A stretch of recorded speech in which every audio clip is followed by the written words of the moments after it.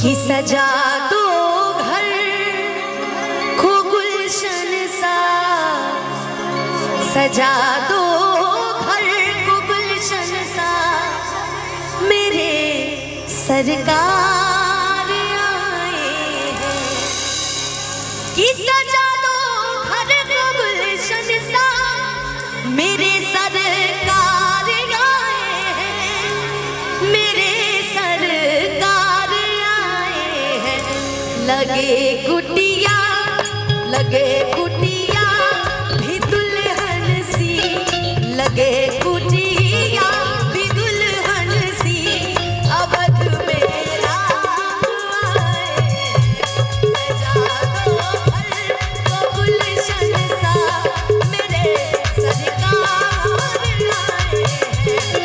सजा दो घर को गुलशन सा, मेरे सरकार आए हैं।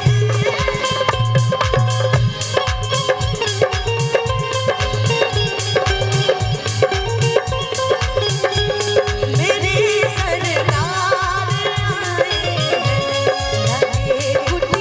लगे कुटिया भी दुल्हन सी, लगे कुटिया भी दुल्हन सी, अवध में राम आए हैं।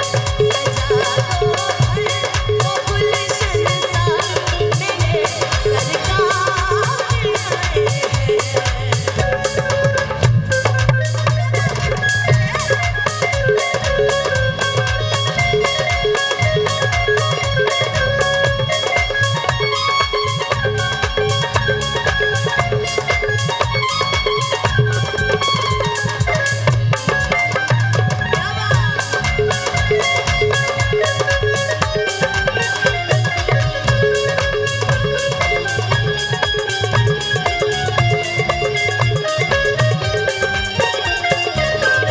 अच्छा, प्रभु का तो स्मरण हम हमेशा करते ही रहते हैं।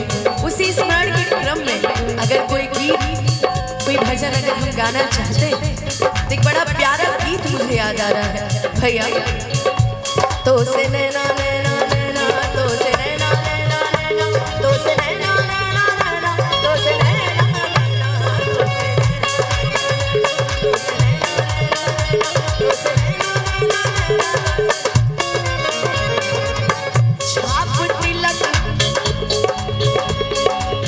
छाप तिलक सब छीनी रे मोसे नैना मिलइए। छाप तिलक सब छीनी रे मोसे नैना मिलइए। नैना मिलइए मोसे नैना मिलइए, नैना मिलइए मोसे नैना मिलइए, नैना मिलइए मोसे नैना मिलइए।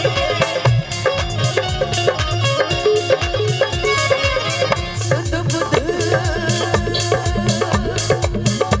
बुध सब गई छीनी रे मोसे नैना मिलइए।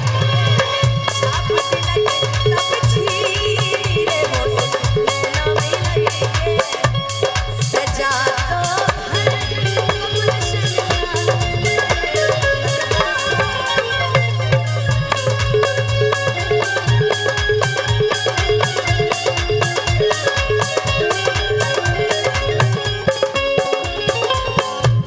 बहारो इनके चरणों को, बहाकर प्रेम की गंगा।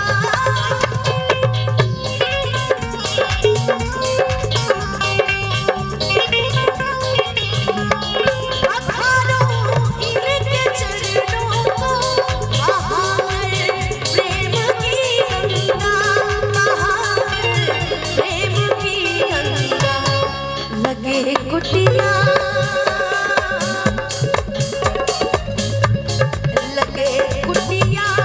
भी दुल्हन सी, लगे कुटिया भी दुल्हन सी। एक बार प्रेम से बोल दीजिए सच्चे दरबार की। मुझे पता है कि अब भजन का क्रम थोड़ा करके अब धीरे धीरे आप पे भी लाना है, इसलिए एक बार चाहेंगे, एक बार दोनों हाथ ऊपर उठा लीजिए पूरे एक बार, और प्रेम से बोलिए सच्चे दरबार की, और ताली बजा के। लगे कुटिया भी दुल्हन सी, लगे कुटिया भी दुल्हन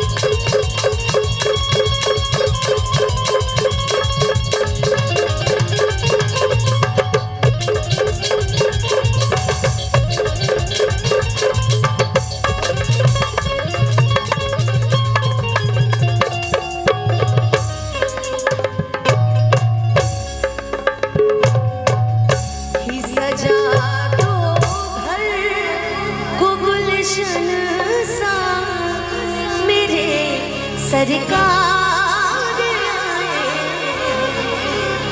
एक बार प्रेम से बोल दीजिए सियावर रामचंद्र की, पवन सुत हनुमान की।